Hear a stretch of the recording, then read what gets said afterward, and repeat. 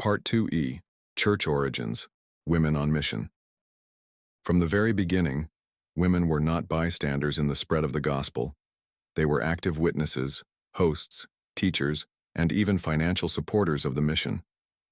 Mary, the mother of Jesus, remained with the early believers in Jerusalem, a living testimony to the Incarnation.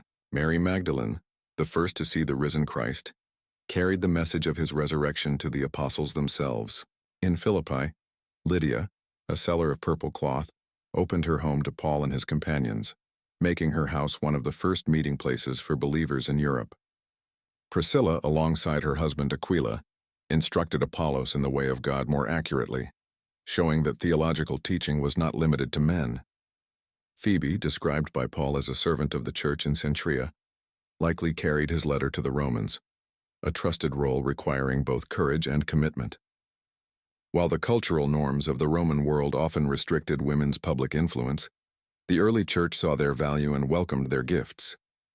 They were the backbone of hospitality, the steady encouragers in persecution, and often the ones who quietly ensured that the gospel advanced when travel and preaching were dangerous.